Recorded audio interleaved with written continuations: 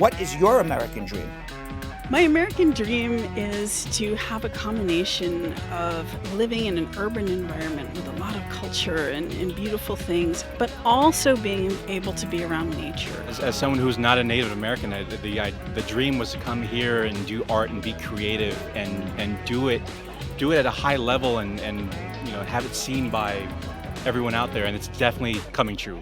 I just want to do what I love and be able to make a living off of that. American dream is like free, like everybody free, and then everybody friendly. The American dream was to just come to the United States for a better and greener pastures, and I did achieve that. Everyone has a right to the American dream.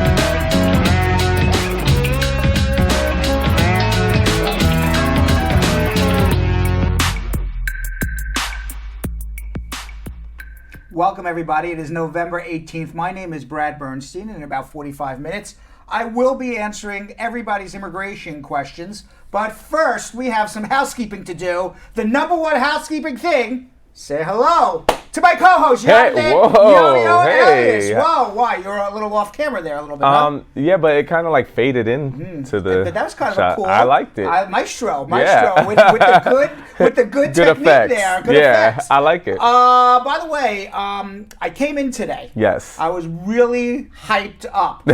Right? You were. I was. I've had For a good reason. I've had 2 coffees. Yes. Okay, I've been seeing clients all day. I've had 2 coffees. I have not eaten.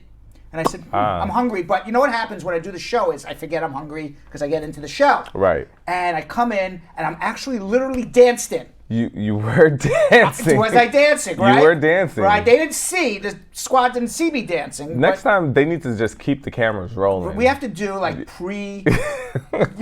without us knowing that it's recording. Y'all should just have it. First of all, in the 2-shot, why am I so short? Let me see. Wait, go back to the 2-shot. What's wrong with the camera? Oh my God. What's going on there? You need to pick your chair up. I look like, but now I'm tall. Right. Now I'm short. Here, let me see. Watch. Tall?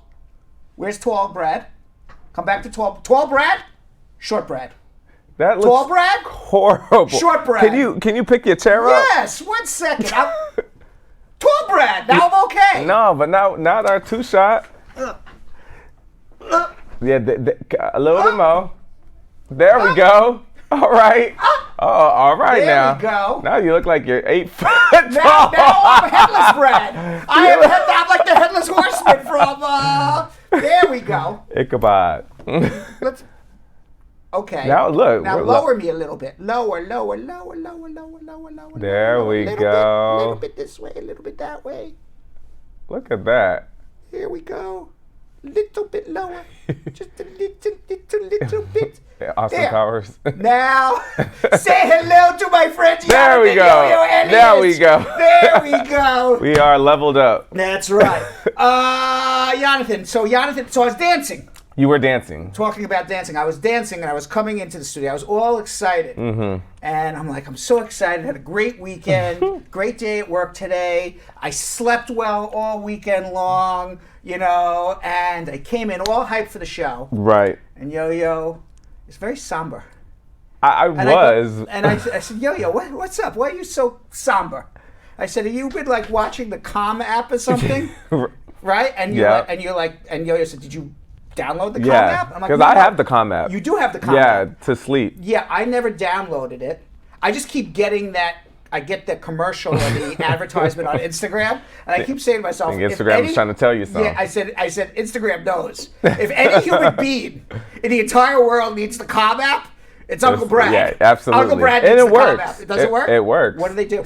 So it's just like different sounds and stuff that you can put together, and some of them have like some guy speaking like slow and monotone and stuff. Right. Is it like Yonathan? They don't say my name. Oh, they don't no, say your that would name. be kind of creepy. Okay. How's this guy know my name? Right, yeah, no. But do they like did they say, is it like Said- self-affirmation? Yeah. It's No. self-affirmation? It's like It's you did a good job today, no. or nothing like It's that? basically like, you're laying down now. What you feel now is your eyes getting heavy. Yes, they are. It's like that, very like soft and somber. Oh, see, we don't want you to sleep now. Yonathan, all I need to do is call Yonathan. Yeah. And he can put me to sleep. I don't need a call app. I'll just be like FaceTime Yonathan. Yeah, right. You're getting sleepy now, Brad. You did an amazing job today, but take it all out of your mind. Just relax your mind and let you be free. Can you imagine? That would be so silly. That'd be great. That'd be an extra salary. By the way, that would be. Yonathan's like, this man's paying me $100. All right, let me say hello to Dion Watson. Hey, she's saying squat up, Brad. Jessica Kalimi Joel is watching. Nini God Pickney is also watching. How are you, Jessica Kalimi? She's saying squat up to everybody. Squat up. Who else we got here? Jessica Kalimi, Ma Dukes is watching. Jean Hey. Love probably double fisting, saying squat up, hello. And Christy Consali saying hi, Brad and Yo-Yo. Yeah. Dawn Harriet, what's going on? Squat up, Dawn. And Elizabeth Francis. Brad, where in Florida do you have a location? I do not have a location in Florida, but I have a telephone in New York that you can call me from Florida. There you go. And we do immigration cases all over the United States. Call from all over the world. And by the way, and all over the world. And I can handle an immigration case in all 50 states. We fly to you. You don't fly to us. It's all good. And Cordella Douglas, Sasha K, Terry DeReal, Shlamaz, all saying squat up on Facebook. On YouTube, Max Santos saying hi. Louis Hyman saying hello too. Back it up, Ricky saying good evening, everybody. Ja Love, as I said, double fisting. Double fisting. Cordella Douglas also double fisting. Andy N. Squat up team. I see you. Andy N. And Andy N. Do we have Andy N? Have we said squat up to Andy N before? Did they say squat up? Maybe. I don't know. Kevin Lowe, how are you? Overcoming. Joanna Boodoo saying hello to everybody. Annie squat up. Annie squat is, oh no, is it, oh no, I'm sorry. No, I thought, Annie is saying squat up. I thought Annie changed her name to Annie Squat Up. I was gonna go, she's a top fan when she is changing her name from Annie to Annie Squat Up. Watch her change it now. Right. Asila Yema saying hello. Sexy Shan Myers. Hey, Brad, squat up family. Karen Reed, big up. Tate, squat up. 29 Super Say saying good night. Char or saying hey guys. And Sergey with a question. We'll get to you in a few minutes. Absolutely. But while I get ready for some schmoozing, Yeah. Yonathan, Yo-Yo, Elias, why don't you tell everybody what they need to do? Absolutely. All right, everybody on Facebook and on YouTube. Where am I going to look over here? I could look over here too. On Facebook and YouTube, first thing I need you guys all to do is go to the Facebook fan page and make sure that you join the page right now. All you have to do is click the link. We're going to put it in the comment section. Click that link and press join because you get different incentives. The number one thing is you get the first 5 questions that we do for social media check-in. So it's all for you guys, all right? You want music, huh? Yes. We want music. It's not the same, Maestro. Yeah. Come on. Where's our music? Where is the you know music? What? You know what? We're going to need to get a band in here. There we go. There we go. There we A live band. I'll be down for it. It's much more exciting with the is. music, right? It It's is. boring without the music. I know. Come Makes on. you feel good too. Yeah. All right, so everybody, make sure you join that Facebook fan page right now. And now on Facebook, the first thing that I want you guys to do is like, love, smiley face, wow face, sad face, mad face, whatever you're feeling. You see all these emojis right here. Make sure you show love to the video and let us know, okay? And also, you guys are already doing a great job with putting your questions in the comment section as early as possible. You guys, this is the reason why you need to start on time. You need to start with the show, all right? Make sure you put all your questions in the comment section right now, all right? And of course, we want you guys to share this video. We need you guys to share the Facebook video, and all you have to do is press share. It says share to person's Do me a page. favor, Yo-Yo. Huh. Move over. It looks like you're halfway out of the screen. You see, I'm centered. Go back to Yo-Yo. Aren't you? Let's move over. They have to move They the gotta thing. move the camera a little bit. Let's get this. There you go. There you go. And now you gotta move the Spar Bernstein side of the back. No, Yo-Yo, you stay where you are. You stay. There you go. There. You see that? No. Now Yo-Yo's in front of the Spar Bernstein side, but it's still good. At least All right. At least okay, keep going. Okay. So I want you guys to share this show right now. Share it on anybody's page. Share it to personal page groups, any groups that you think y'all be throwing them stuff up early. All right, them Twitter fingers, them trigger fingers. All right, no, you guys need to share. I need you guys to start sharing to groups. Start researching different cultural groups. It helps so many people. And if you guys give them a good description of the show and let them know that we will help them with their immigration questions, I guarantee that they will appreciate you. So make sure you guys share it, okay? And now on YouTube, first thing I need you guys to do is subscribe. So click that little red button that you see right there, that little finger doing that, and you see it goes right next to the button, and it's a bell. That bell gives you a notification anytime we go live. So if you don't know what time we're gonna go on today, or tomorrow, or the next day, you have to click that little bell. You have to subscribe and click that bell, all right? Make sure you do that right now, and it'll give you a notification right when we go live. We definitely want you guys to put all your questions in that comment section as well. Share the link. All you have to do is copy the link. You can share it straight to any social media platform. So that includes Facebook, Instagram, Twitter, Tumblr, Reddit, whatever you guys use, you can send it straight to your social media platform. But what we want you guys to do for YouTube is make sure you copy the link and send it in a text message blast. I want you guys to make sure you put together a group of friends and family that might need help, or literally if they don't need help, they might know somebody that needs help. Ask them if they know anybody that needs help, because this will help thousands of people, and it would literally be because of you. So copy the link, send it in a text message blast. And last but not least, I need you guys to push that little thumbs up, that little gray thumb. I want to see how many we have now. So we have 24. We have 24 with 87 people watching. 88 people watching. So I need you guys to press that thumbs up right now. I want to see it go up. We only have 24, so I need to see it go up. Press that little gray thumb. Okay, it's going up. Come on. This is live. I'm looking at it. It's going up. There you go. All right. So one more. I want a couple more. A couple more thumbs up. Till we get to 30. Till we get to 30, we at 26.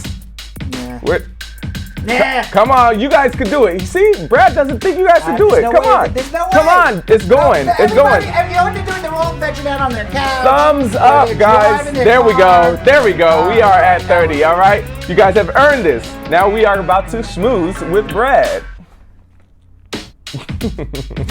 Keep smiling, guys, and eventually it'll come to me. Schmoozing with Brad. Schmoozing with Brad. Well, if you want to be my, I can be, you want to be Oh, okay, sure. today? Oh, no, because this is, all right, let's try. All right, let's try. So, Donald, no. Oh, thank you, guys.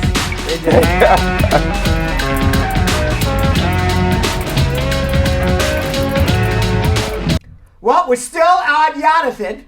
Oh, what? Well, there we are. So, I don't know if you watched the news at all, Yonathan. This weekend? Yes. Oh, this weekend, Baby Boy was drinking. Yes, in Chicago. Yes, I saw your Instagram. Baby Boy had no idea if the world was coming to an end. No. All I know that it felt great that weekend. The world felt great. So I'll fill you in because you probably missed a few things. Thank you. Nancy Pelosi, you know who she is? Yes. Okay, she was on the Sunday News. Okay. And they were interviewing her and the Republicans about this impeachment that Donald Trump is going through. And, and now the Democrats are getting a little smart because they've changed the term quid pro quo, which is Latin, and nobody understands what the hell quid pro quo means. Changed it to bribing. Yes. Right. So quid pro quo in Latin. I learned that because of you, by the way. Yes, right. Quid pro quo in Latin means something for something.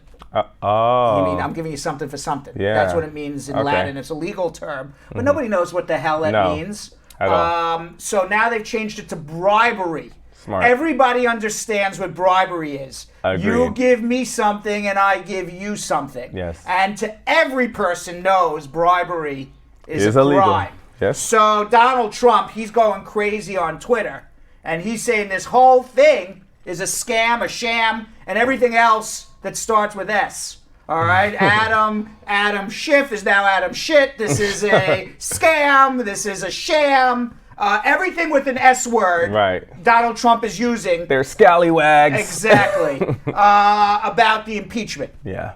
And what he's saying is that two things. Number one, this bribery that the Democrats are claiming happened between him and the Ukrainian president to come out and have the Ukrainian president help him with his election for 2020 against his opponent, who he thought was going to be Biden, but probably will not be now, unless Biden makes a big turnaround. Right. He says nobody heard this conversation. Everybody who has come and testified so far has heard this secondhand. So he says this is all a scam. All right, it's all a ruse on the American people. My call was perfect. Right. Now the problem with that is two. Number one, everybody who heard the telephone call so far, Trump has barred from testifying. Okay, so crazy. And number two, Trump is now when the ambassador to the Ukraine, who was fired before this entire telephone call happened, was testifying. Donald Trump was bashing her on Twitter as she was testifying. And if you remember, Adam Schiff stopped the impeachment inquiry and said, by the way, are you aware that Donald Trump is saying these very nasty things about you on Twitter as you're testifying right now? How does that make you feel? And of course, she said it doesn't make her feel very good. It makes her feel very intimidated. Now, Donald Trump was continuing to do this, and the Republicans said, well, two things. Number one,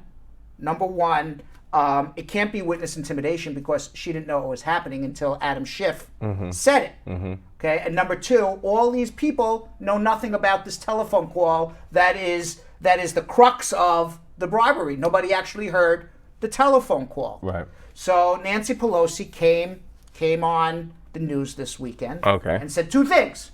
Number one, it is witness tampering and it is witness intimidation. Agreed. Perhaps not for the ambassador who was testifying at the moment because she didn't know unless Adam Schiff stopped the testimony. But it's witness intimidation for future witnesses who may want to come forward and now won't because they're scared they're going to be bashed by Donald Trump on Twitter. Right. And number two, she said the Democrats have invited everybody who listened to this telephone call to come testify. As a matter of fact, we'll even invite Donald Trump. You want to come testify? Tell us what you said. We'll be happy to listen to you. So she said, where is the? We don't have it. We don't have the quote here. But pushing back against accusations from the Republican president that the process has been another S word stacked against him because every word he uses to it's an S word. Pelosi said the president is welcome to appear to answer questions in writing if he chooses.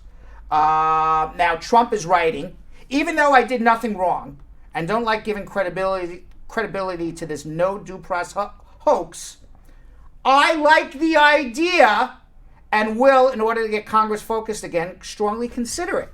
Meaning he said he would come testify. Really? Yes. He wrote on Twitter, our crazy do-nothing Speaker of the House, Nancy Pelosi, who is petrified by the radical left, knowing she will soon be gone, suggested on Sundays, he's calling instead of face the nation to face the nation, that I testify about the phony impeachment witch hunt. She also said I could do it in writing. Even though I did nothing wrong and don't like giving credibility to this no due process hoax, I like the idea and will strongly consider it. Now, Senator Chuck Schumer, who is the head Democrat, majority leader in the Senate, he wrote on Twitter, if Donald Trump doesn't agree with what he's hearing, doesn't like what he's hearing, he shouldn't tweet. Right? Right. He should come to the committee and testify under oath, and he should allow all those around him to come to the committee and testify under oath. He added the White House's insistence on blocking witnesses from cooperating begs the question, what is he hiding? Right. Now, any good criminal defense attorney would tell you, Yonathan, you never have the subject, the defendant, testify. Ever. Right. You want to know why? Why? Because they can't lie. Never win. Really? You can never win as a defendant testifying. You could only lose. Really? You can only score up your case. And that's also in a civil case, too. You know, like when we bring people, Moshe brings people to depositions in an accident case, and the defendants want to depose our plaintiff, our client. We always advise our clients, listen, just answer the question. Right. You're not going to win your case in a deposition. You can only lose it. You can't win it. Wow. So it would be the gift of all gifts If he actually if testifies. he actually testifies. But can't he just lie like he's been doing? Yeah, but you know, it's very hard to lie. You know, Because the lawyers actually the like lawyers are cross-examining, and when you make one hole, when That's you cover it. up one hole, you open up another hole. Ah. That's generally what happens. Now Ooh. Wednesday is going to be very interesting. Wednesday is going to be very interesting because we have the first witness who was actually privy to the conversations, heard firsthand the conversations between Donald Trump and the president of the Ukraine.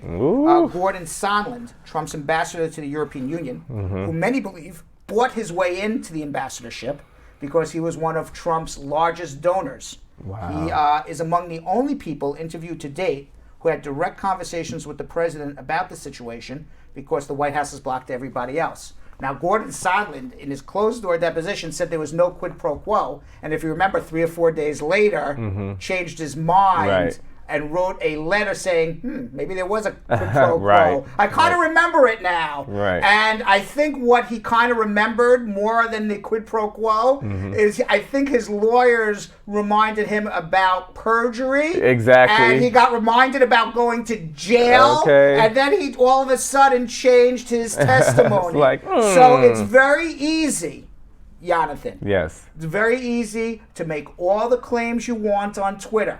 It's very easy to hold press conferences and go on Fox News like Giuliani is, like Mulvaney, who's the acting White House chief of staff, Right. like John Bolton, who the former national security advisor, who is waiting for a judge to tell him whether he can testify or not. He doesn't need a judge's permission to testify.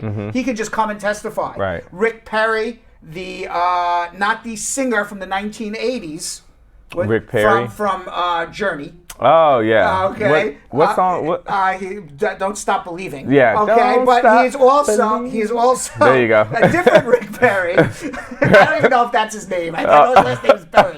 The guy who sings Don't Stop Yeah, Believing. let me Well, see. look up what his first Right. name is. It's a different Perry. Rick Perry, the energy secretary. Stephen Perry. No relation. No. No relation to Rick Perry.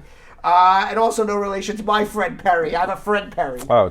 Okay, Rick Perry, the energy secretary, also was part of the conversations. He's also refusing to testify. So it's very easy. It's very, very easy to go and talk on Fox News to a very friendly interviewer. And even it's easy to go talk on CNN or MSNBC to an unfriendly interviewer. You want to know why? Because whatever you say doesn't matter. It's all BS. It's all crap. Right. Until you go testify under oath. Because when you testify under oath and you are lying, you know what happens? You go to jail. The slammer. You go on Fox News and lie, you know what happens? Donald Trump slaps you on the back and says, good job. That's the difference. Wow. That's why these people are not coming yet to testify. That makes sense. Now, Roger Stone, okay, a former Trump campaign advisor on Friday while you were partying in Chicago, Yes. was found guilty on 7 counts of that he faced. He was charged with lying to Congress, witness tampering, and obstruction. Wow. So here he is, Roger Stone, who did lie to Congress, was caught lying to Congress, and is going to jail for 20 years. Are you serious? Correct. Okay. Gordon Sondland, okay, lied to Congress behind closed doors and then changed his testimony to say there was a quid pro quo, a bribery. All of the other people refuse to come forward. They say, perfect call. He did nothing wrong. He was just conducting foreign relations. Donald Trump is very, very staunch anti-corruption crusader. And the only corruption he is concerned about in all of Ukraine is Joe Biden and his son. He's not concerned. That's all that matters, not concerned right? about any other corruption. That's his only focus. And that's perfectly okay. But you want to know what? What? They could say all that they want on Fox and CNN and MSNBC, Right. but when you say it under oath, In court? in court, under penalties of perjury, or before Congress, ask Roger Stone, who's going to the Stone House He's going to jail not, for 20 years. So it's not illegal to lie on those. He's looking at 50 years. Woo. He's looking at 50 years. People believe he can get as many as 20 years. He hasn't been sentenced yet. Sheesh. Okay, but he could get sentenced. Many So people basically believe, for life. Yeah, I mean, he's 67. Yeah. He's not getting out of jail unless Donald Trump pardons him. And people are already requesting that he get pardoned. He's being sentenced actually on February 6th, 2012. Wow. Now, here's a list. 2012 already happened. Yes. Now, here's a I'll go. list of other people, okay, who lied to Congress and are now in jail. Michael Cohen. You ever hear of that guy? Yep. Okay. George Papadopoulos. Paul Manafort, not guilty of lying to Congress, guilty of lying to the IRS. Ooh, Tax fraud. Rick Gates. Now, Manafort was the campaign. Think about all of this. Donald Trump goes to Washington, crusading. I'm going to clean the swamp up. And he made a bigger swamp than was there before. His personal attorney going to jail, in jail. His policy advisor, top foreign policy advisor, George Papadopoulos, jail. Paul Manafort, his campaign manager, jail. Rick Gates, the deputy campaign manager, jail. Michael Flynn, his former national security advisor, jail. Oh my God. And now Roger Stone, who Is was gonna a be going. campaign advisor, going to jail perhaps for up to 20 years. Man. What's with these glasses? Yeah, I know. You know, he looks a little bit like the Penguin from Batman. Yeah, doesn't he, a little yeah. bit? Or Mr. Magoo didn't have glasses. No, I don't know what he looks. He looks like a cartoon Yeah, character. he though. definitely looks like Doesn't a he? cartoon character. But he's potentially going to jail for 20 years to lying to Congress. The one thing you don't do is lie to Congress. You can go lie on Fox News all you want. You can go lie on CNN, MSNBC. You can even come on Bradshaw Live and lie your ass off. But what you can't do Is lie to Congress. Ooh. Can't lie to Congress because crazy. so that is why none of them are testifying. Right. Because they know what Trump did. They know what he did. Sheesh. Let's see what else we got here. With the other presidents that got impeached or went through this, like, did that many people around them, surrounding them, or part of their team go to jail as well? Like, I don't know if you even remember. Well, Nixon, a lot of people in Nixon. They went to jail as well? Correct. Yeah. 10,000 times, I'm paraphrasing her. 10,000 times worse than what Richard Nixon did. Right. I mean, Donald Trump is the swampiest of the swamp monsters. Golly. Right? Swampiest. Swampiest. Meanwhile, I mean, the man's overweight. He eats a lot of fast food, according to the news reports.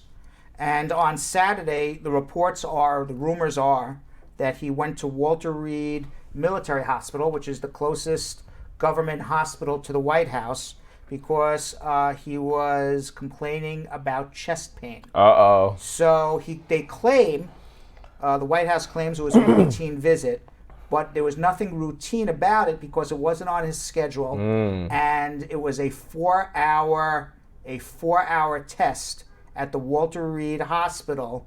That now, what I understand is a lot of the routine physical exam happens at the White House, and you only need to go to Walter Reed Hospital for special equipment that doctor wouldn't be able to bring in his little black bag. Wow. You know. Now Trump, around midnight, he tweeted, "I visited a great family member of a young man under major surgery at the amazing Walter Reed Medical Center. Those are truly some of the best doctors anywhere in the world. I also began phase 1 of my yearly physical. Everything is great. I'm going to complete the rest next year." So he chilled with the family for 4 hours? He chilled with a family member for 4 hours. Now, it is unconfirmed, okay, but several reporters are telling a different story. They're saying that the president was checked out for chest discomfort. No other information is available at the time. The chest discomfort claim has not been confirmed. However, others have written that it's unusual how the president's Walter Reed Hospital visit unfolded. For starters, Trump's annual physical is usually held in January, February. Oh, child. All right. Come on now. CNN tweeted, all of this doesn't add up. The White House Medical Unit has very comprehensive facilities at the White House complex that could easily accommodate most of what is needed in annual physical. Never has a president been taking in annual stages for a physical. So what do you think happened? I think he had chest pains. Mm-hmm. Now maybe he ate, a greasy cheeseburger, or maybe He should be used to that, though. Or maybe the man is under extreme stress. I think that's what it is. He's old. He's under extreme stress. It's all a facade, like him not caring and saying, "Oh, it's just fake." He's and up all night tweeting. The Yeah. man's not sleeping. Yeah. Okay. He's His family potentially is going basically to ripped. jail, potentially losing the presidency. Potentially knows many crimes he committed. Maybe his family members are embroiled in this as well. And he's got to be saying, "Is this even worth it?" That's what I would be saying. Right. Would you? I mean, it's not worth it. Right. At all. He would have been much better off just chilling as the with Donald Trump that we knew back in the day. Chilling in Palm Beach with his porn star Stormy Daniels, exactly, right? And getting divorced from Melania and going on to wife number 4. You know what he I would have mean? been so much better off. And you want to know who would have been better off? The world, the United States, the entire world. Yes. Meanwhile, talking about Swampy, okay, you know about what's going on with these e-cigarettes, right? Oh yeah, they are really, really bad for you. These vapes. Yeah. Now, he went on a news conference. Who? He being Donald Trump. Oh, he spoke about this. He spoke about this Wow. about a month ago. I'm sorry, I didn't say who he was. Yeah. He being the orange man went on a news conference about a month ago with Melania. Okay. This is her pet project. Oh, Melania, this is it? One of her pet projects. Okay. Okay. She has a couple of pet projects. This is one of them. I don't know about any of them. Yes, this is one of them. The no bullying on the internet's another one. Right. And apparently the head security guard at Tiffany's. Those are her three. Those are her 3 pet projects apparently. And so, that was a good one. But it's true. And so Melania, she's against bullying. It's very bad, the bullying on the internet. She wants it stopped. Right. Okay. And her and Donald are very against bullying on the internet. Yeah, because her husband's a great example of that. Right, exactly. And, and she does her thing at Tiffany's with the security guard, according to the news reports, unconfirmed. And number three, she wants to end e-cigarettes. It's very bad for people, and quite frankly, it is. It is. And there's lots and lots of people dying from this. Yeah. So, and she doesn't want her son Barre. I don't blame her. I wouldn't want any son or anybody to be hooked on it. Yeah. So they had a news conference. There they are, the protesters. Okay, 1 second. We're going to get to the news conference in a second. So they had a news conference, Yonathan, about several weeks ago. I don't remember the exact date. Okay. And Yonathan said he's going to have the Department of Health and Human Services issue a regulation banning all flavored e-cigarettes. So the Juul company, seeing that they're going to be banned from selling their product, voluntarily took the product off the market. Oh, wow. Which left an opening for these minor players to come in and fill the void. So the e-cigarettes, those people who are smoking it, they still exist, these flavored cigarettes, but it was only going to be for a short period of time because Donald Trump is going to sign the regulation, taking it off the market. And we have a video about Donald Trump saying this about a month ago. Let's watch. Can't have our youth be so affected. That's how the First Lady got involved. She's got a son together that is a beautiful young man, and she feels very, very strongly about it. So she feels very strongly about it. He feels very strongly about it. And the regulation came on his desk this weekend to sign. Okay. Did he sign it? No. No, he did not. He didn't sign it because his political advisor said the people who smoke flavored e-cigarettes are your voters. Oh my God. Are your voters. So we don't want to piss off the Trump voter, so let's kill them instead. Yeah, let's kill but them. They'll be dead in 10 years. Who cares? As long as as they're we around can in get their 2020 votes. for their vote. That is sad. So, that is so sad. Isn't that sad? So now Trump tweeted that he's going to be meeting again with the vaping medical and state representatives to come up with an acceptable solution. Oh, He doesn't want to ban it. More than 5 million young Americans are reported smoking e-cigarettes in the last 30 days. Nearly 1 million of them smoke them every day. And obviously killing a lot of people. Yeah. All right. Well, it's not. Let's see. What else we got here? There's a lot more, but you know what we got to do? It's 6:30, Yonathan. It is 6:30. You know what we got to do then? I know what we got to do. All right, you tell everybody to start sharing and watch parties. Yes. And thumbs up. All of that. And sharing and watch parties and thumbs up. And sharing and watch parties and thumbs up. All right, everybody. Now watch party. It's time to party on Facebook. This is how we party, guys. We start a watch party. You press share. Option under it says host a watch party or start a watch party. It will tell you how many friends you have online. I need everybody to do that now. We have 126 people watching. I want to know how many of you guys are actually going to start this watch party. So now I'm looking at the comments. Lisa Bling Rose, you're the last person to comment. I need you to confirm that you started your watch party. Cordella Douglas, you said squad up Diana. The next comment that you put down there is that you started a watch party. Jessica Limi, Asset Lindo, Sandra Salinas. I know you guys all start watch parties, so I need you guys to do it. Show the squad how to do this. Show the squad that, you guys got to lead. Lead. Got to lead. Take lead. So all you have to do is press share and start your watch party. It will put the watch party, it will host it right on your page. You can type and comment to all your friends and family. You're seeing it right here. I want you guys to actually look at this. This is how you do it. We made a whole graphic for you just in case you don't know. And if you still don't know how to do it, comment, tag me, and I'll make sure I tell you again. And next to the graphic, we put a picture of my face just in case you weren't sure which show to start the watch party on. There you go. Let's watch this again. Let's watch this graphic again. Yes. It's very simple. It's very, very simple. Very simple. All you have to do is press share. There we are. All right, press share. I'm doing it right now. You can see it. Share. And right under it, it says host a watch party. I need you guys to press that right now. And of course, throw all your comments in the comment section. Share also to other pages. If you can't start a watch party, which you can, but if you can't right now, just at least share the page, share the show to anybody's page, all right? Has started. There we go. Asset Lindo has done it. Cordella Douglas has done it. There you go. That's so far who at least mentioned in the comments. So I need more. On YouTube, don't forget to share also. You want to share and create a post. You got to create a post. Right? Yes. What happens when you create a post? So when you create a post, it sends a little notification to all the people that you're following and follows you. So it's literally almost like a whole message to sending out to them. And it's like, hey, this is my show. Because this is your show as well. I want you guys to understand you guys are co-hosts as well. The Brad Squad, you guys are part of this team. All right? So this is your show. And let them know what it's about. And please learn from Sandra Salinas, who we love dearly, who is a huge friend of our show. Okay, she started too many watch parties and shared it into too many groups, and she got banned by Facebook. So start a watch party, but don't go overboard like Sandra, who we love. Right. All right. Or go overboard a little bit. All right, and now of course we definitely need you guys to press that thumbs up on YouTube as well.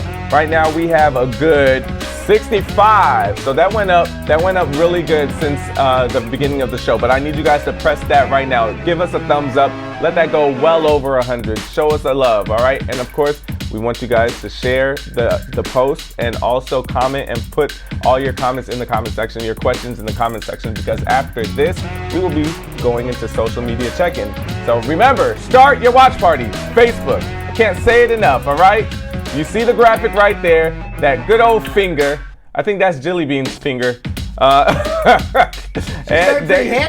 pretty hands. And she got a manicure when she did it today. Exactly. All right, guys. Now this is what you all been waiting for. You guys get on the calls. Get on the calls right now. I think Jilly should be a head model. It's not really. That is her head. She should be a head model. She has beautiful hands, though. She does have beautiful hands. All right, guys. Now this is what you guys have been waiting for. This is where you guys call in on the show and get the answers to all of your questions. So make sure you call in right now. You guys already know the number. So let's throw that graphic up. Okay, Maestro, that's when we do the graphic. Getting answers to any question you have regarding immigration. This is what you call me, the lawyer, and we cut the music. That was perfect. That was Back good. to me. All right, let's go to Alexia in Orlando, Florida. Alexia, how are you, my dear? Alexia has to listen to her phone. She was on hold for 1 hour. How are you, Alexia? Alexia in Orlando, Florida, or Alicia. Alex. Alexia. Going once. Hi. Ah! Hey, I'm There here. you go. How are you? I'm glad we got you. All right. I'm good. What's going on? So my mother did a petition, right? When she did it, that was back in 2008. She was working at the time, but now she's not working. So on the NVC, it's asking for like most recent W-2, and All right. she doesn't have Your that. so she's grandmother did a retired now. petition for who? Your mother or father? I'm sorry? Her son. For her son. Yes. Okay. All right. And she's not working anymore. Well, she still has to do the affidavit of support. And then when she fills out her income, she says 0. And then a second person would have to do a second affidavit of support. I'm not. How would you do the second one? Because I'm not A new seeing where it says, like, the I-864. other A second I-864. second one. Yep. Oh. Okay. And by the way, and now you also have to show that the family members who are coming in are going to be able to be self-supportive when they come in. So hopefully there's job offers for the family members, perhaps health insurance if somebody has a medical condition. It's a much more convoluted and complicated situation getting green cards now through family members at the U.S. Embassy. Oh, okay. All right, so do a second I-864. If you have a concern, you're not sure what to do, and your grandmother wants her son to come, don't screw it up. Have a consultation. All right? Okay. And watch All out right. for the dog Thank behind you. you. Sounds very vicious. All right, let's go to Jackson Yes. in Killen, I'm Texas. the black one, bro. I'm What? like Jackson. Black, that Jackson. Jackson's having a conversation with a. Right. He's like, all I heard is, I got the black one, bro. I don't even know what he's talking about. Jackson. He's killing them in Texas. And he's from Texas, not literally killing them. Killeen. Let's try Jackson one last time. Jackson. Hello? How are you? I am my question. All right. I don't know what he's talking about. Yeah.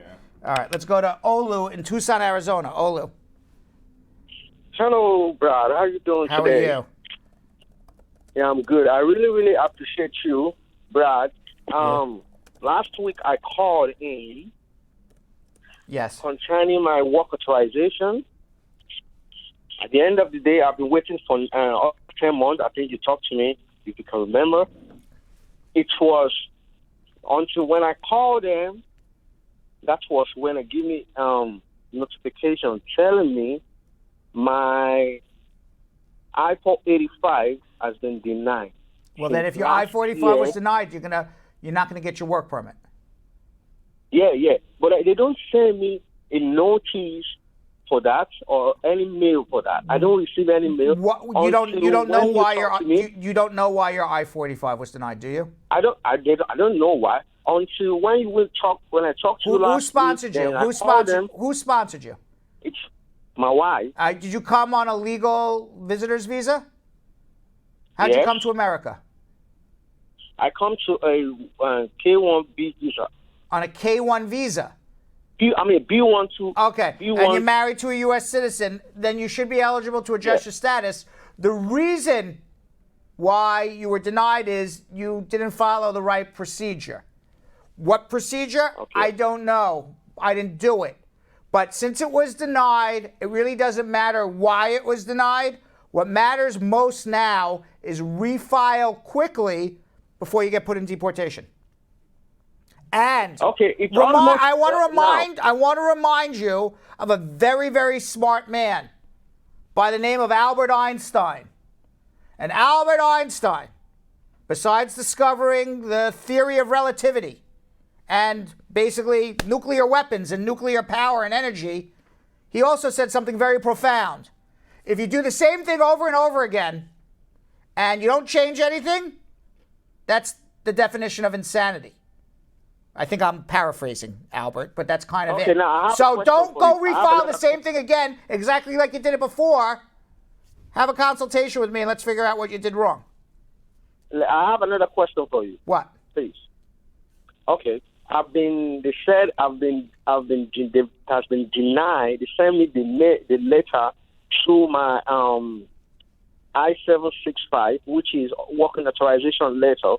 So do I need to ask them the reason why they deny me? Do I need to request for the letter, or No, just file again, because if you're requesting the reason why they denied you, this is what you do.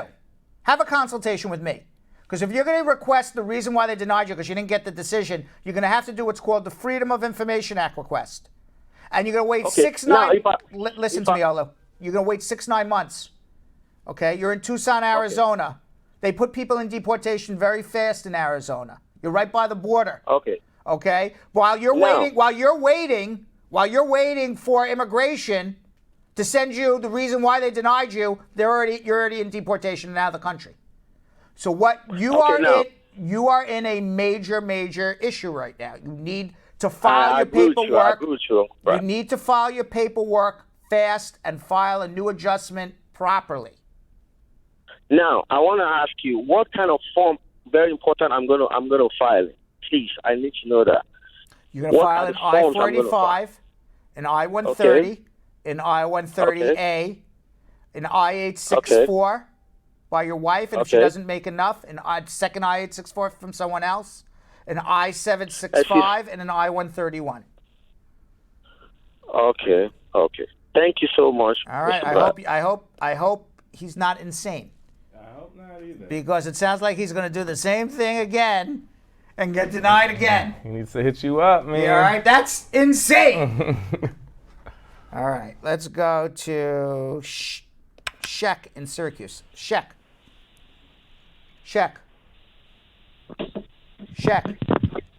Hello. How are you? This is Sheik. Sheik. From Syracuse, New York. Okay, what's going on? I have a question to ask you. Go ahead. If you and your spouse were separated and you weren't living in the same house and filed different income tax returns, will you be held accountable for that? Accountable for what? By who? If you're say you're having problems and you're separated and you're going through immigration, but you're not in the same house at the time when it's time to file tax. Did your spouse get a green card? Well, a temporary green card, a 2-year green card, but we're still in the process of waiting. All right. So what the law says, if your spouse got a 2-year green card, you had to, by law, to get that 2-year green card for your spouse, sign an affidavit of support. And that affidavit of support puts you on the hook to support your spouse under the law 125% above the poverty level for 10 years from the date you signed it, or until your spouse becomes a U.S. citizen. Now, so in theory, you're on the hook. Reality, I don't really see anybody enforcing affidavits of support. Okay, can I ask you another question? Yes, you may. Can you file for stepchildren if you're divorced that are in another country? Yes, you can.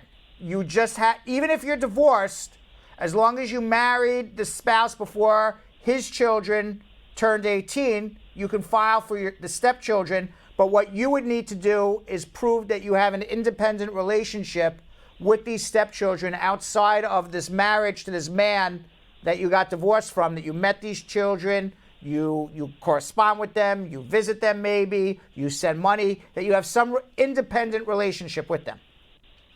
Okay, last question. I thought that was the last question, but this will be the last question. Go ahead.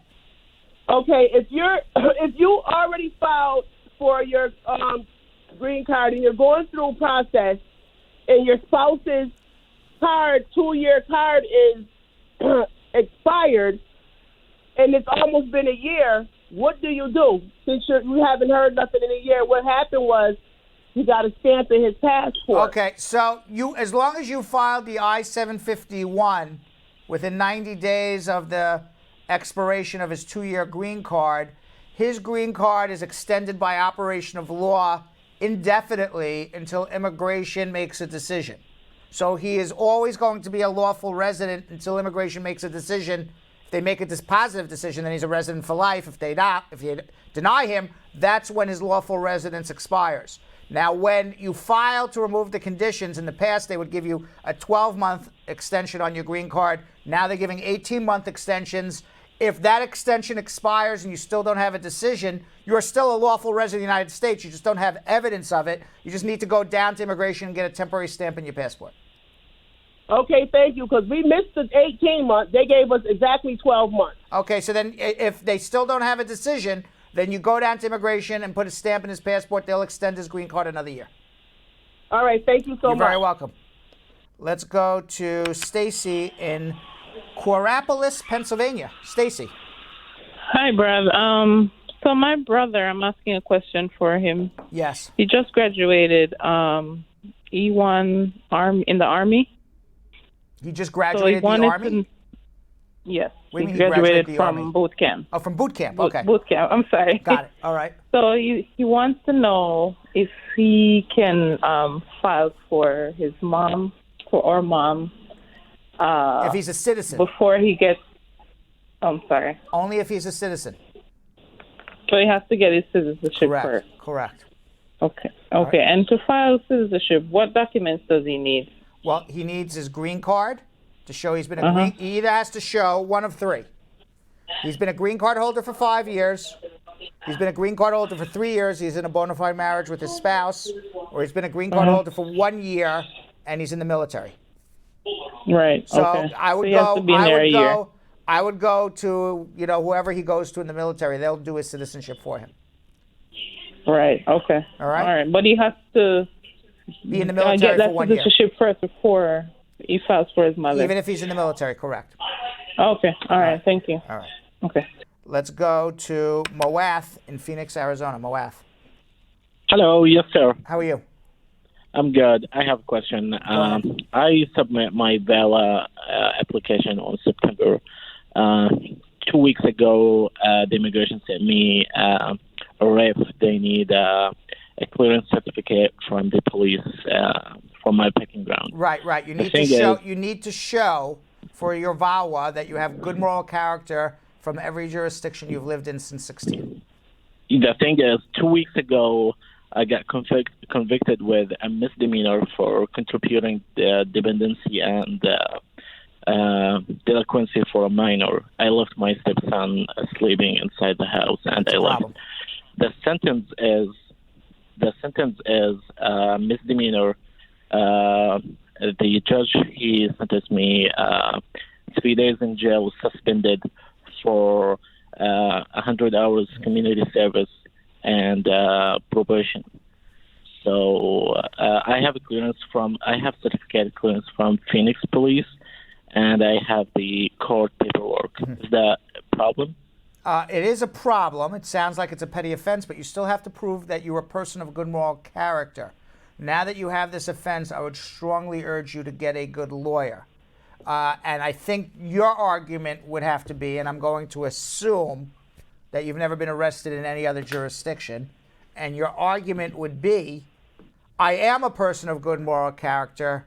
I had one bad day. I lapsed for one bad day. I had bad judgment that day. I take responsibility for that bad judgment, but I am a person of good moral character. I think that has to be your position. But I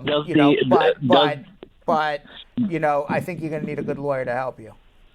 Is it petty offense considered as a petty offense? As a misdemeanor? It sounds like it's a petty offense to me. I don't know the Arizona law off the top of my head, but it sounds petty to me. But at the same time, you could be convicted of a petty offense, be admissible to the United States. It doesn't bar you from getting a green card, and they could still bar you for saying you have bad moral character.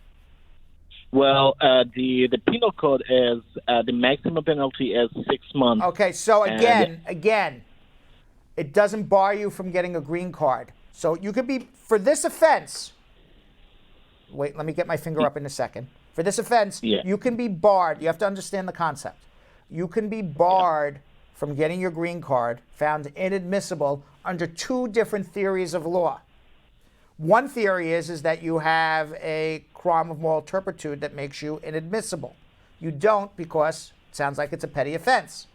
Or it may not even be a crime of moral turpitude. I don't even know. Either way, the actual crime doesn't bar you. To get your VAWA approved, in addition to being admissible to the United States, which you are, you have to show you're a person of good moral character.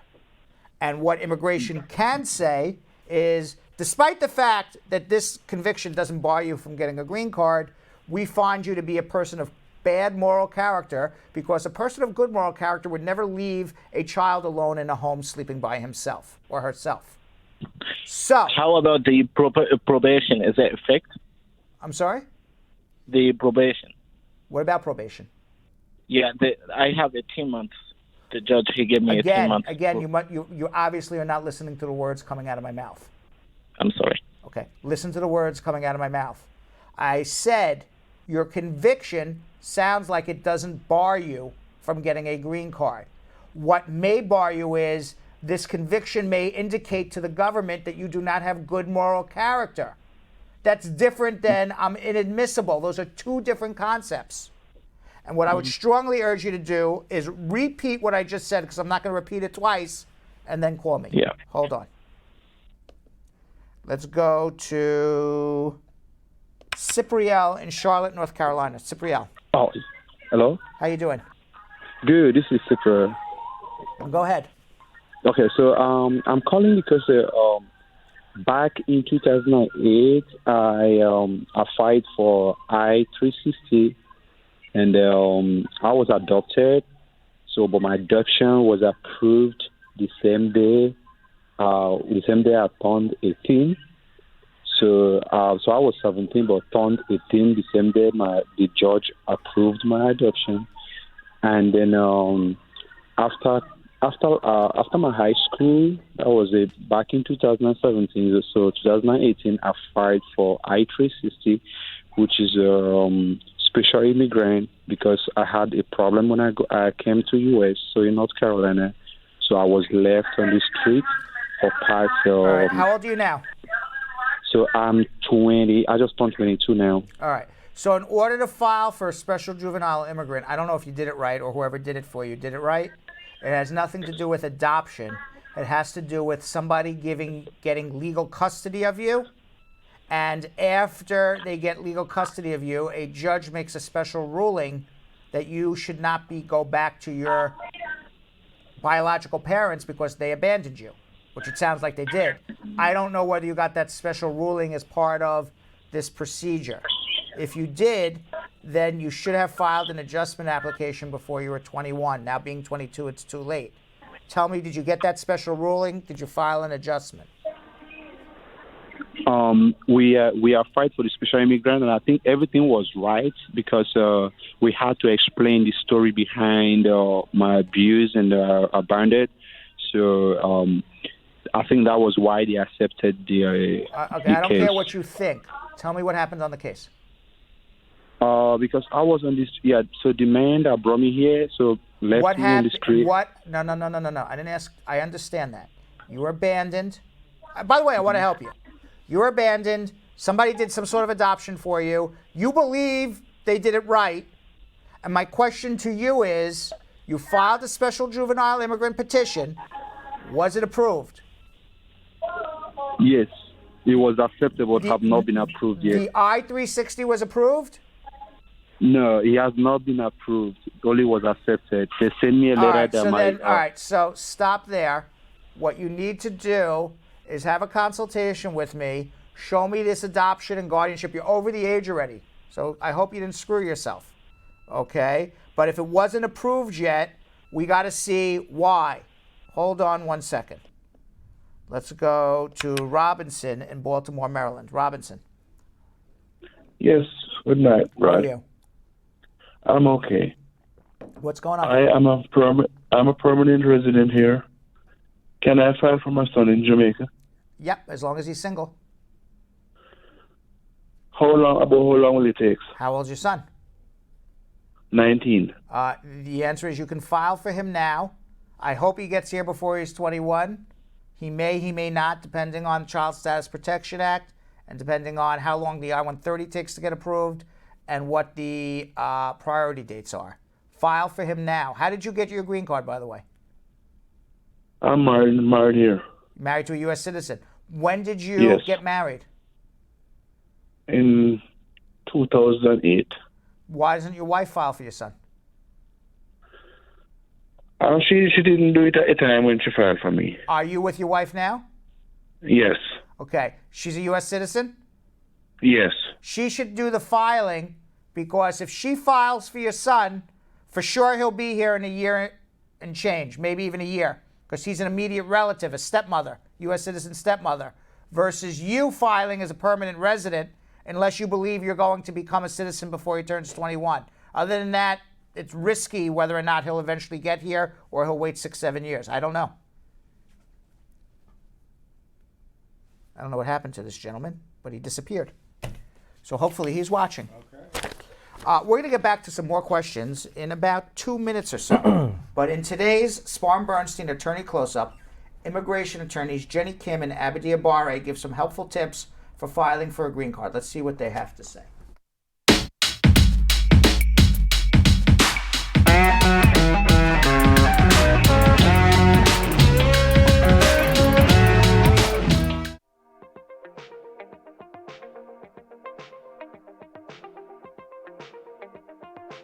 For somebody that's filing for a green card based on marriage, I think it's all about preparation. I see time and time and again where individuals are in a genuine marital relationship, but because of life, because of the amount of time that it might take, maybe just because they're not aware, they don't necessarily gather the necessary documents or the documents that are required for the purposes of proving to an immigration officer at their interview that they are in a genuine marriage.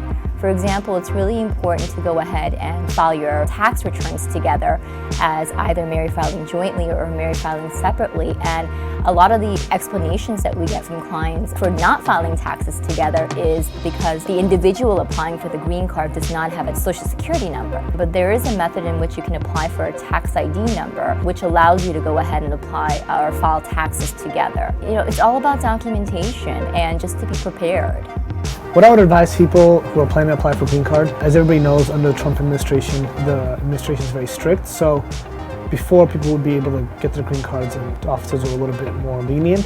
So now I advise you, first consult an attorney if you can, because you may not know that you have issues in your case at the interview or sometimes even after the interview when you get a decision, particularly a denial decision if it's adverse against you. So I'd say consult an attorney. If you can't and you get, some people do their forms through community centers or a friend or family or somebody, really take the time to closely look at the forms to make sure that everything is accurate, because with this administration, they're liable to deny you for small mistakes or issues that in past administrations wouldn't. The proceeding was information only and not specific legal advice. Consult an attorney about your individual situation. Prior successful results do not guarantee a similar outcome in the future. All right, Yonathan has something to say. Absolutely. All right, guys, we need y'all to start your watch parties. If you are just joining, we have a lot of new people that came in, so I need everybody who is watching right now to start your watch parties. All you have to do on Facebook is click share. Right under it, it says watch party. Host your watch party, start your watch party. It will throw the show on your profile, all right? It's amazing. It's an amazing way to get this show out to all your friends. Make sure you do that, and I need you to go and confirm in the comment sections right now. And also, when you do your watch party, go in the comments, you're the host, all right? Let them know what the show is about. Tag your friends. If they're not watching, tag them, bring them in. Text your friends and tell them to come in. And also tell them to start the watch party. All right, now again, all you have to do is press share. Right under it, it's host a watch party. Start your watch party, and it literally will show you how many friends you have online. It's actually a really cool thing to do, all right? And of course, we also need you guys to share and create a post on YouTube. Of course, we want you to subscribe and press that little bell. That's the #1 thing. But right now, we also need you to copy the link where it says share, copy the link, and send it out in a text message blast. If not that, we need you to create a post. Put a little description about the show. You already know what this show is about. We can help people, all right? And of course, press the thumbs up on the YouTube video. Now we still have more calls. All right, let's go to Vina in Newcastle, Delaware. Vina. Hello. Hi. Yeah, my name is Zena, calling from Newcastle, Delaware. Okay, what's going on? Yeah, bro, I want to say thank you for the education. My pleasure. To you and your coach. Yeah, to you and your colleagues. I have a question. I came to the U.S. on a J1 visa, and presently I'm married with 2 kids, and I'm expecting the third one. So I want to know if there's a chance for me to adjust my status, and if you can be able to do that for me. Are you married to a U.S. citizen? Yes. And do you have a 2-year home residence requirement on your J visa? Correct. All right, so we have to do it. Yeah, I can help you. We have to get a waiver of the 2-year home residence requirement. It's either going to be done through no objection by your country and acceptance by the U.S. of the no objection, or based on hardship to your family if you had to go home for 2 years. But we can help you in both instances. Yeah, the no objection was not accepted because it's a government funding. Okay. The U.S. government okay, funding. fine. So then we have to do it based on hardship. So hold on one second, okay? We can help you. Awesome. All right. Let's go to Opie in Dallas, Texas. Opie. Opie. Opie. Hello, sir. Good evening. How are you? I'm very well. What's going on? Sir, I applied. I came to America on a B1, B2 visa, and I came because of a particular persecution in my country. Where are you from? Nigeria. Okay. Yeah, and I applied for asylum. Unfortunately, today they sent me a referral notice letter. Right. Which comes up in April next year. So my question is, I am not pleased with the way the lawyer here handled it. I'm in Dallas, and I want you to take up the matter for me. That's why I'm calling, sir. All right, hold on one second. We can take care of that. Let's go to Dwight in Philadelphia. Dwight. Hello. How are you, Dwight? Oh, I'm okay. Well, I want to say thanks ever so much for your show. Yes, go ahead. Thank you. I'm calling concerning a friend of mine who came here on a F1 visa. He came to go to school, and then he been in school for 2 semesters, and then he got a job for this gone spring. He dropped from school, and then his father is a U.S. citizen. His father did petition for him last year while he was in school. So, but he is above 21 years of age. But he's on a student visa now, or no? I missed the first part. He came on a student visa. Is he still on a student visa? He dropped from school. Oh, he dropped from school. Yeah, he came on. All right, so he's basically the father filed for him. He's over 21. He violated his student visa. Eventually, he'll get a visa appointment, but it'll be in his home country. He would have to do a provisional waiver, prove hardship to the father, go home and come back. That's the way it would work. All right, we can help. Hold on one second. I can definitely help. Hold on. My next question is you have second questions. Yeah. So, his father is his age 81 years of age. He's not doing anything by himself. Is there a way of paperwork to be father? He can be doing something and helping his father?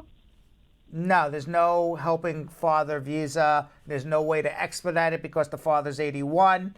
But, God forbid, by the way, God forbid the father were to pass away because he's old. We don't want anyone to pass away, but man's 81 years old. If he were to pass away while this case is pending, and the guy who he's filing for is here in the United States and the I-130 is already approved, he can have a family member substitute in for the deceased father, and then he would be eligible actually to adjust his status here. We don't want anyone to die, but actually, if the father dies and he has a close family member here, he's actually in a better position, as sick as that sounds. Because he did call the lawyer who did the paperwork. The lawyer said he has balance 48 months. Maybe. Before they can get to his paper. Maybe. I don't know. Maybe. All right. Hang in there. Hold on one second. All right, let's go to Sabi in Queens. Sabi. Hello. How are you? Hello. How are you, Good, Sabi? sir. How are you? Good. What's going on? Yes, sir. Sir, I was approved my U visa in 2015. Great. So 2018, I filed my green card. Wonderful. And my lawyer, he didn't take a DA department report from that I did not unreasonably refuse to help them. they just file like this. So I received my EAD card. So my question is, what is the next step US? I think you should just get a green card, because once you got your U visa, they shouldn't be asking you whether you refused to help. You already showed that you did help. Yeah, but I see the requirement on USCIS side. They said to file a green card, you need to. Well, you already submitted a law enforcement agency letter saying you assisted in the prosecution. I don't think you need to do any more. I think you're okay. Yes, sir. 485. I already got my EAD card. I think you're okay. I don't think you have to get anything else from the police or the DA's office. I think you're okay. Sir, you think I'm gonna get my interview call on? Yes, I do.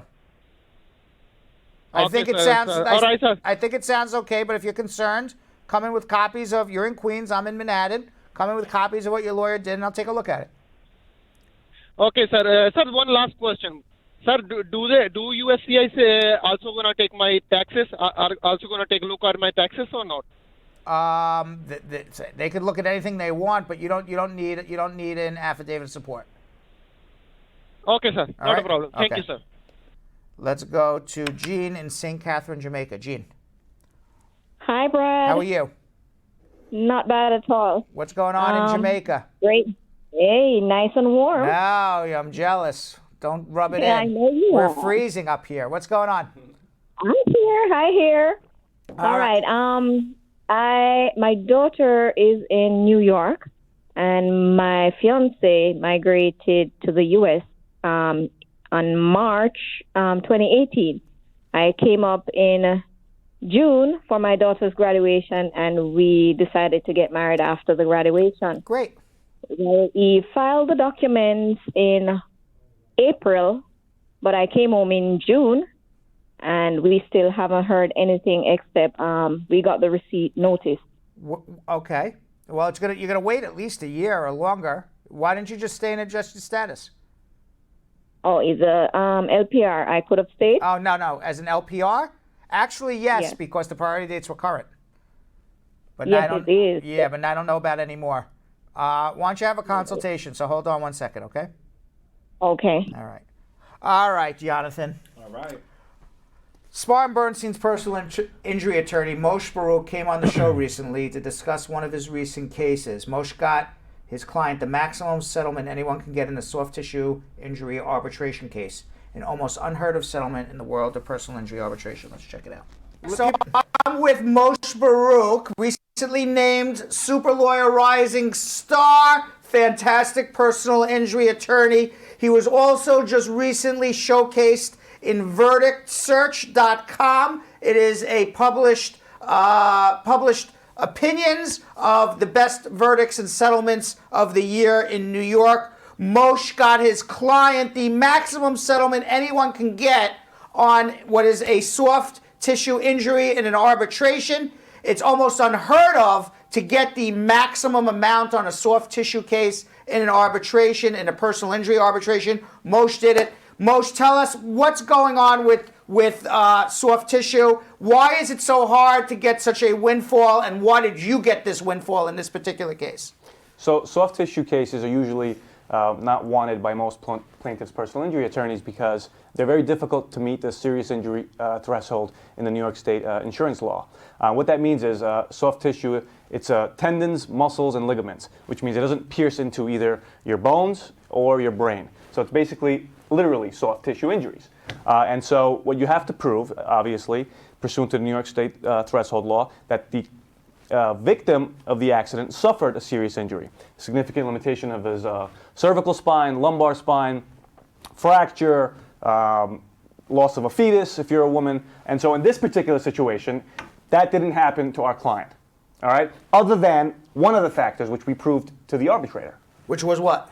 That he suffered a serious injury pursuant to the 9180 rule, which is what? Extremely difficult to the establish. The 9180 rule. Exactly. What is the 9180 rule? So 9180 rule says if immediately after the accident, the first 90 days, you did not go back to work, or if your usual customary daily activities have changed, then you have arguably satisfied the serious injury threshold. So what was your client's specific injuries? So his specific injuries were cervical herniations and bulges, lumbar herniations and bulges, and radiculopathy. Okay, now I have right here, people are wondering what the heck is the skeleton here, right? Talk to us about the skeleton, where his injuries were in terms of a soft tissue, so people understand what soft tissue means versus none of these bones were broken. Right. So here's a diagram of the human spine, right? We have here in the bottom the lumbar spine, which is the lower back. We have here the thoracic spine, which is the mid-back. And then above here, we have the cervical spine.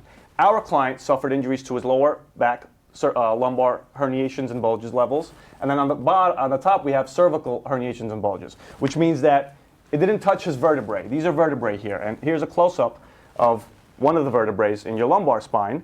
And what you'll see here is the vertebrae here. Here's the disc, okay?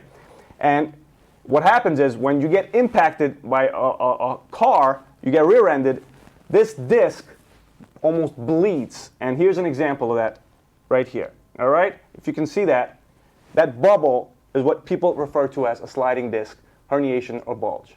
And that's exactly what happened to our client. So what did you argue? You argued this guy was in pain for 90 days and he deserves the most money ever? So it wasn't that you don't have to be in pain for 90 days. So the standard is your usual customary daily activities have to have changed for the first 90 days out of the 180 after the accident. Now the issue in that particular case was he went back to work after a couple of days after the accident, but the client then realized he couldn't actually perform his duties.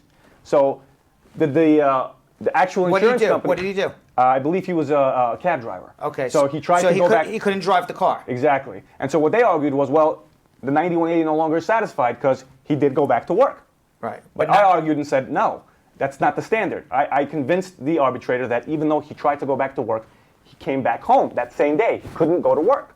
And so therefore, he wasn't doing his usual customary activities. So what was the arbitrator's decision on this case? The arbitrator determined affirmatively that our client did suffer a serious injury. And he gave the maximum money? The maximum permitted under that policy.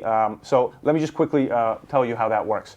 If you're hit by a motor vehicle that's uninsured, which is what happened in this particular situation, you have to file for what's called either supplemental underinsured motorist or uninsured motorist coverage or uninsured motorist coverage benefits. We did that in this particular situation. Our client, the vehicle that hit him, did not have liability insurance, uninsured motor vehicle. So we have to now refer to or get another insurance involved. And we did that with his insurance company, the vehicle that he was in.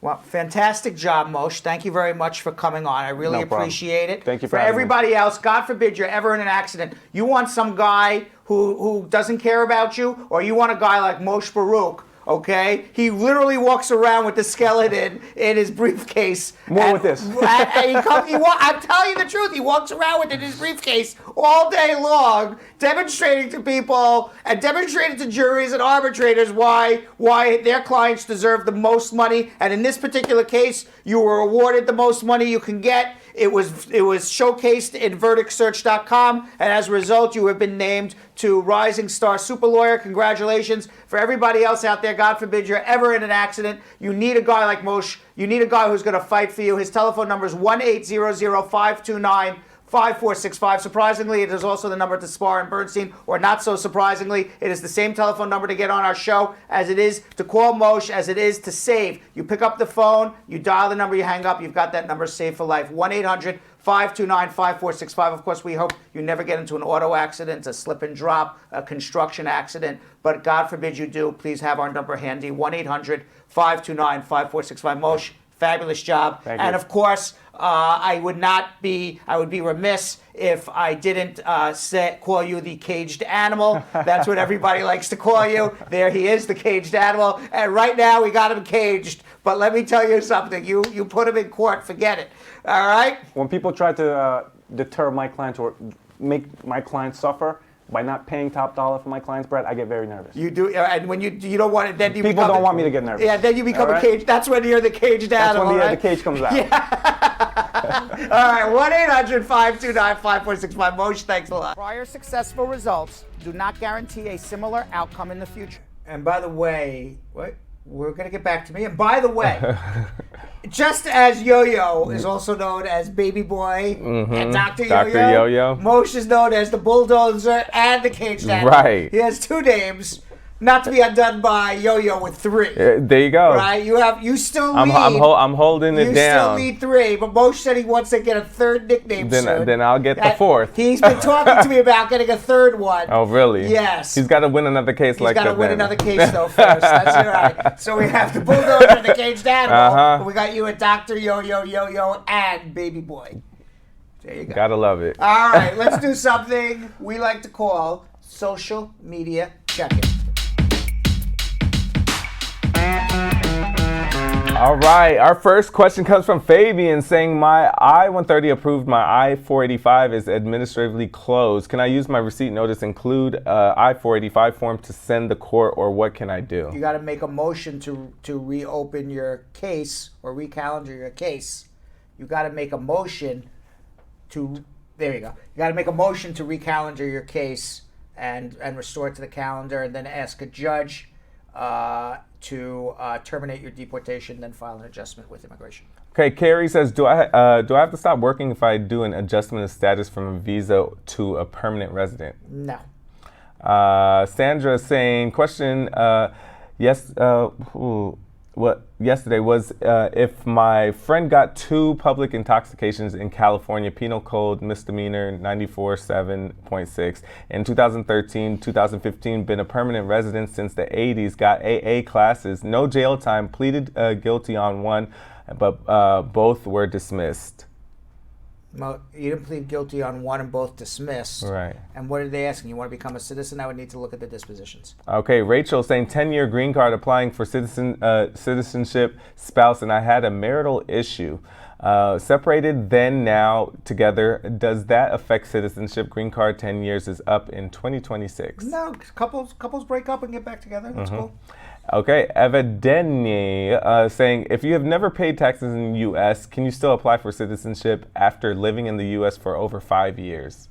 No, because you would have to show that if you worked, you paid taxes.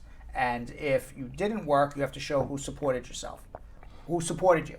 So you don't have to pay taxes to become a citizen. So let me make that clear. What you need to do is, if you did work, you do have to pay taxes. And the fact that you didn't pay taxes makes them suspicious, but you can become a citizen as long as you can show you were physically here and somebody supported you. Okay, Mauricia saying, if your father filed for you 5 years ago and your stepmother said she filed it, but it was replaced and the person never got his green card, all his other siblings got theirs, what can they do? His father is not a citizen. What do you mean? What do you mean by the fact that everyone got theirs but his and wasn't replaced? So if your father filed for you 5 years ago and your stepmother said she filed it, but it was replaced and the person never got his green card. It was misplaced. But all his other siblings so got it. then file an I-90. If you don't have a green card, file an I-90 for a lost green card. I guess misplaced, not replaced. Okay, not replaced. Okay.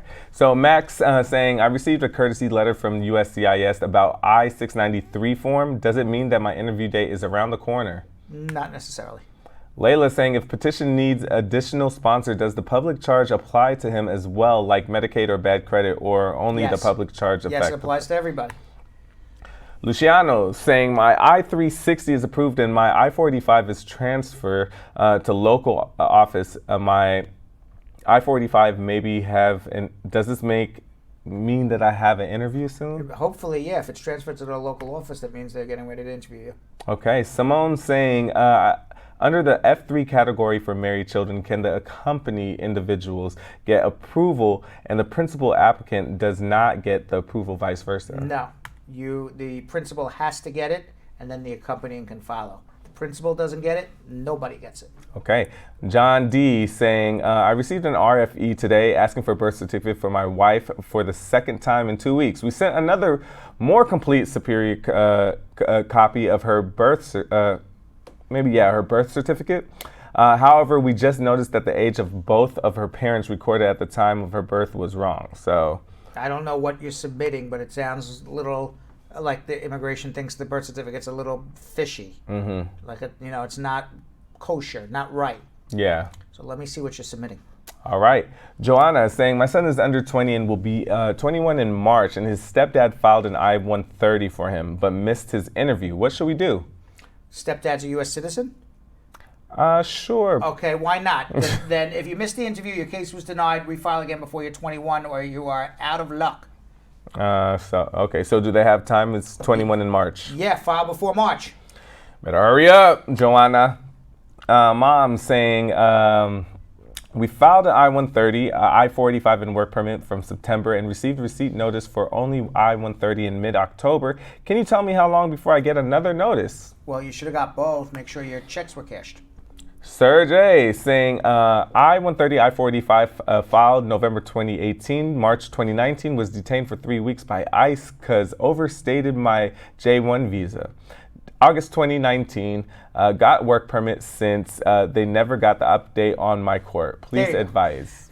I was just trying to get. Yeah, I was trying to get. I didn't even realize I was on camera for 10 minutes. You're like, because I was reading the. Next one. Exactly. All right, we look the same. So, I look the same. What? Me and you. Maybe they thought that you were me. Exactly. Yeah. It happens. Because we're the same age. Same age. The same height. Same body build. Same color. Mm-hmm. Right. The only thing that's different is we both have the same piercings. Yes. The only same thing tattoos. Only thing different is our bank account. Correct. I was going to say the only thing different is our hairline. Well, you never know. You never know. This could be a toupee too. All right. So this man now ask this question one more time. All right. So I-30, I-485 filed November 2018. March 2019 was detained by ICE for 3 weeks because they overstayed the J1 visa. 2019 of August got the work permit since they never got an update on the court date. So now what should they do? They need to. If you were detained by ICE, everything's now being done before an immigration judge. So I think you need a lawyer. That's what you need to figure out what's going on. All right, Layla saying if petition need additional sponsor, does the public charge apply to him? I think we already answered that. Yes. Laurentine Sample saying my sister is married to a U.S. citizen, now tried to legalize her situation, can't find her husband's previous marriage annulment, but the lady is dead now. What should we do? The lady's dead. Get the death certificate. Of the old wife? Yeah, but if you have an annulment, you can go to the court where the annulment happened and get it. Okay. DJ Voltage saying, thanks for the good work. My wife locked me out of my apartment. Her and her parents took my iPad, PS4, PC, etc. because I sent money for my check to my mom, Sai. What should I do? Sounds like you have marital issues. Yeah. Come meet with me. I'm not, Dr. Phil, but we'll figure out his immigration. Okay. Frankenstein saying, hey, Brad and Yo-Yo, NVC completed my case since June 21st, 2019. Since that, I haven't heard from them. What should I do about that? June 2019? Yeah. Contact me if it's been more than 4 months, yeah. It is. Mm-hmm. So contact Brad. Hart saying, I have a quick question. I was brought here to the U.S. by my mom when I was little via tourist visa. I'm now an adult engaged to a U.S. citizen. I've read many things about the new law. Now, do I have to go back to my country after we get married and apply for a change of status? There is no new law. If you go back, you're barred 10 years. File an adjustment now because it's still the old law because the judge put a ban on the new law for Trump. That Trump wanted to put on about adjusting status. You're still under the old law. You came on a visitor's visa. You're married to a U.S. citizen. Adjust your status now while the going's good. Okay. Drew Barry saying, I got an RFE for I-864 asking my joint sponsor's future employment and advancement. But my sponsor recently quit the job. Can I get a different sponsor and how to withdraw the first sponsor? Any forms? No, you just do it by letter and actually... I would not submit a new affidavit of support. I would have it ready. And if immigration asks you for it or you go on the interview, you can tell the officer. But just don't randomly start filing affidavits of support. Emma saying, I submitted my VAWA petition in July 2018. I received a prima facie and second time already due to the first one being expired. Any updates dealing with VAWA? Yeah, they're processing them. Christian saying, I'm a U.S. citizen, filed the I-130 for my wife on January this year. As of now, I'm only received the receipt notice. Still no answers from USCIS. Is there anything I can do? How long has it been? Since January of this year, they filed the I-130. What about, well, the I-130 and they have only received the receipt notice. And what about an I-45, I-765? It just says the I-130. Well, if it's just an I-130, you're going to wait a long time. If you filed an I-45 and an I-765 with it, because you were eligible, you should have gotten receipt notices for that, and you should have gotten your work permit already. DJ saying, my spouse filed an I-130 for me. My priority date is January 17, 2019. I'm this F2A category. How long will I have to wait for an approval? Well, hopefully not much longer, but they're taking about 18 months. Asset Lindo saying, Brad, my friend sent in her paperwork but did not send the medical form because the lawyer told her she didn't have to. Will it be a problem or delay her adjustment of status? No, bring the medical form to the interview. Okay. We have one from Grandma saying, asking for a friend. Her I-360 was approved from March 2019. Her case is pending 2 years and 11 months. She's married to a green card holder. She has her authorization and no travel document. Her lawyer is telling her to file her I-485 now. She's in legal status or out of status? It just says that if she's married to a resident, she's married to a green card holder. Unless if she's either 245I or in legal status, she can't adjust her status. Okay. So I'm not sure. We got to find out more. All right. All right. So Mary Green, she's the entertainment editor for People magazine. She spoke to me about being adopted as an infant from South Korea by an American family after she was featured in the magazine in a piece entitled "Coming to America Saved My Life: A People Editor's Immigration Story." Let's check it out. So this is a true American dream story. We're going to be talking with Mary Green. She was adopted as an infant from Seoul, Korea in 1969 by parents in Mason City, Iowa. Mary is now the entertainment editor of People magazine and was recently featured in the magazine in a piece titled "Coming to America Saved My Life: A People Editor's Immigration Story." Mary took time out of her very busy schedule to join us today to discuss her personal immigration journey. Welcome, Mary. How are you? And thank you for coming on our show. I really appreciate your time. Hi, thank you very much. It's great. So you had quite an American dream story. I mean, your life, by just happenstance, could have changed completely different. You may not even be alive today, let alone living a completely different life. And here you are, a successful woman here in the United States of America. Tell us the story, Mary. Let's get right into this. Tell us the story. How did you come to America? What happened? Sure, absolutely. Well, in 1969, in October, to be specific, my parents, adoptive parents, had already been approved and were going through the process to adopt a Korean infant, which back in 1969 was still very progressive. And these are white Caucasian Americans in Iowa. Absolutely. I was found shortly, a couple of days after birth. It was actually in the doorway of an abandoned building. And someone heard me. I was apparently blessed with incredibly strong lungs. Thank God. And, absolutely. They called the police and they took me to the hospital where I remained for a few months. I was very tiny and very sick. So apparently you were birthed at home or in an apartment, but certainly not in a hospital, and you were left and abandoned, and you don't even know how long you were abandoned in that hallway, but thank God you were found, and then you ended up being hospitalized for months. Is that correct? Absolutely. In fact, by the time my parents adopted me in October, I was 9 months old. I only weighed 12 pounds. So, I mean, did you consider the average? Did your parents know they were getting a sick Korean baby? What was going through their minds in terms of picking you? Do you know? I asked them that several times, and really the only thing they said to me was, we always knew we had more love to give. And rather than having more biological kids, the 4 oldest are biological, they had biologically, they decided to adopt. And they heard about the need for children to be adopted from South Korea. And, so they decided to embark on that. They didn't really specify whether the child should be healthy or not. I just ended up coming down with a severe staph infection, and the orphanages and with being overrun, they didn't have the medical care to give to me. So I was actually rushed in the final weeks to the United States so that I could get proper medical care. Thank God for your parents. Listening to not only, being discovered in a hallway and then being sick with a staph infection and not having treatment options in South Korea, being rushed to the United States with weeks. I mean, you were on edge your first probably year and a half of whether you would even make it and be alive. And, I wonder how that makes you feel as you live your life now, knowing that you were given, by God or by your parents or whatever you may believe in, this second and third lease on life. I've always grown up very thankful, very grateful for having all the opportunity I've had.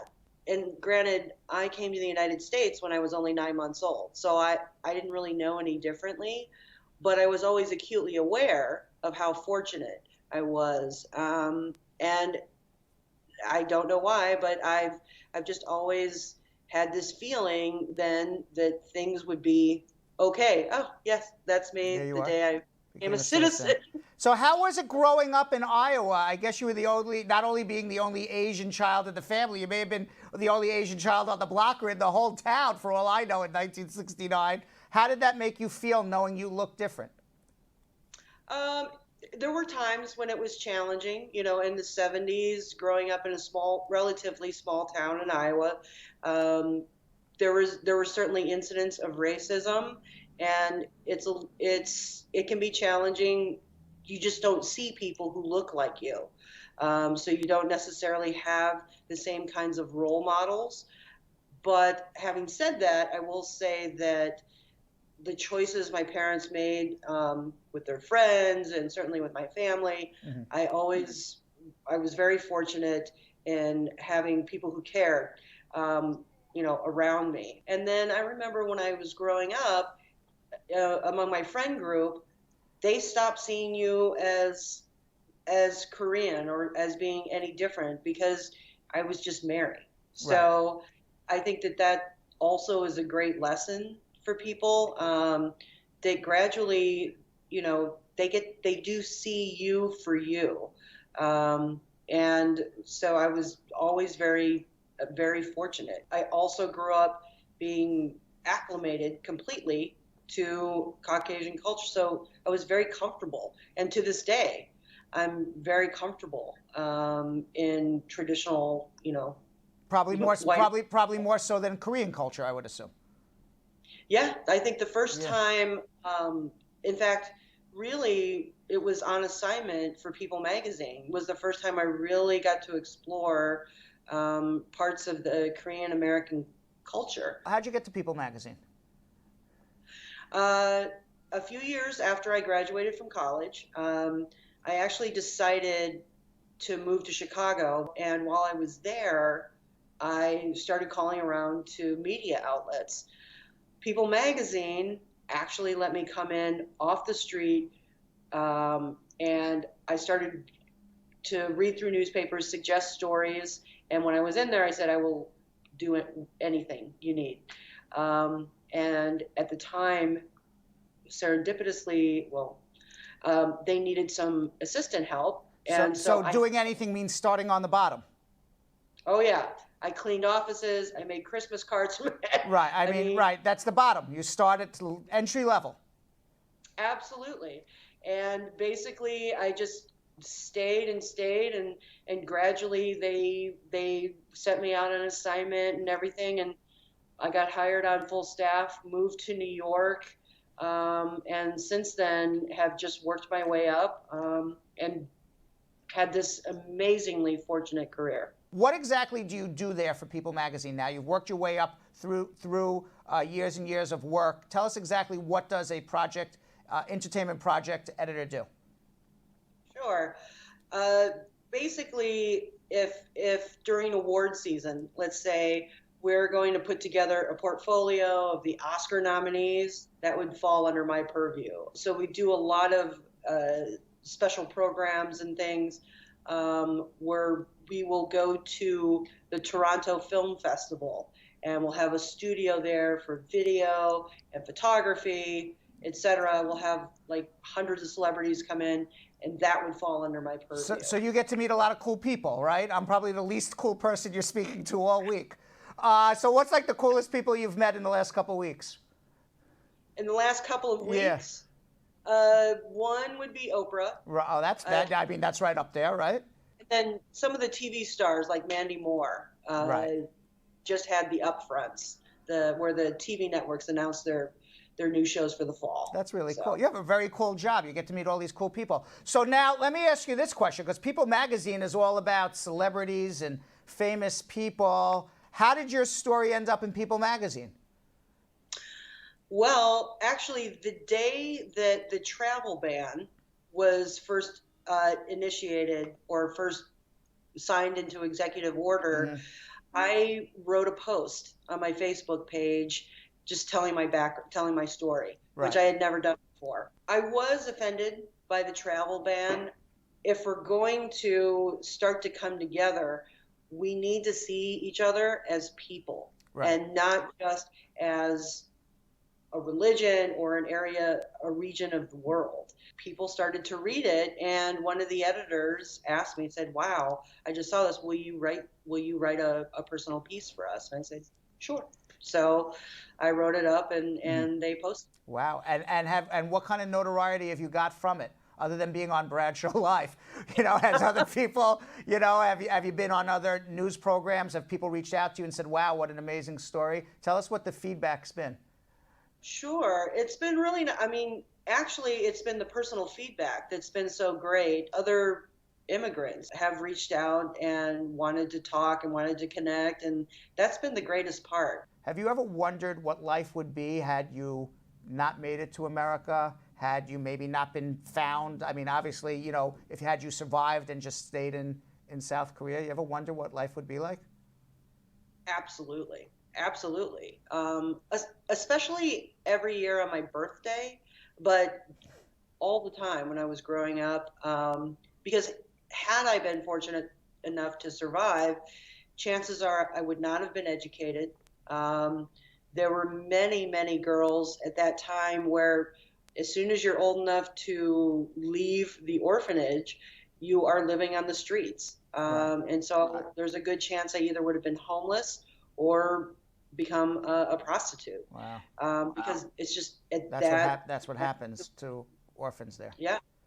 And there were so many children in needs of homes and families that it's not as though there wasn't a system set up to help all these kids. And at the time, all these kids couldn't enroll in school. So there'd be a very good chance that I wouldn't have received any education. Have you ever tried to, because a lot of adopted children, when they grow up, try to go back and find their birth mother or biological father. Have you ever thought about that, or have you ever tried?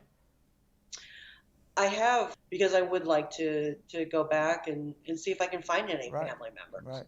Thank you. Mary Green, is there anywhere, can anyone still, I guess, go on People Magazine somewhere and read your article? It is available.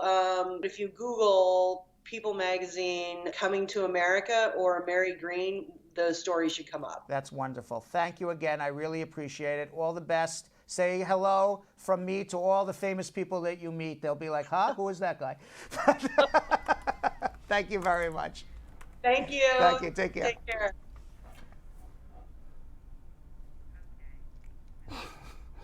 Oh, I was just frozen too for a second. I was like, wait. I was frozen as well. Live? I was frozen as well, but now I'm back. There you go. What are we doing? Speed round. Speed round. I forgot. I forgot what we were doing. I had a senior moment there. That's what happened. It's all good. It's all good. Senior moment. All gravy. All right. Uh-oh. Uh-oh. Uh-oh. Come on, car. You can make it. I think this means that we're going to make it today. All right. Come on, car. Make it. Come on, car. Oh,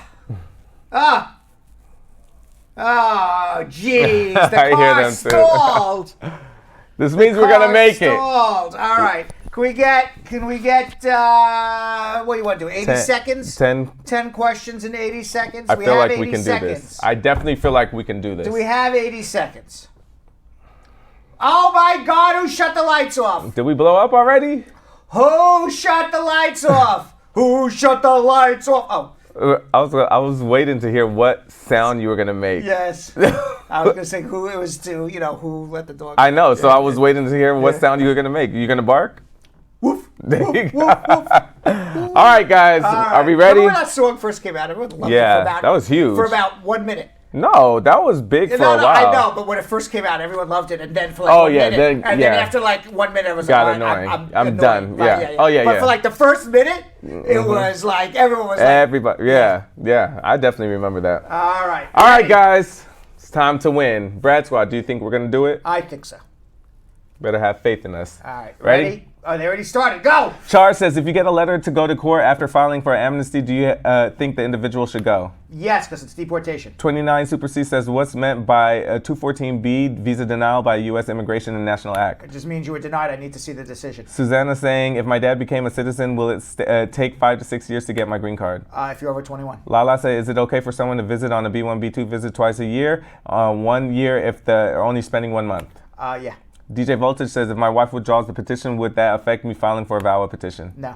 Andrew says, I got my case reopened in September. How long do you think it will take to get a next interview? I don't know what reopen means. Osaka Pawan saying, how long is the timeline I-130 petition U.S. citizen spouse? About 15 months. Drew Berry says, do I need proof of current income of my petitioner even though I have a joint sponsor?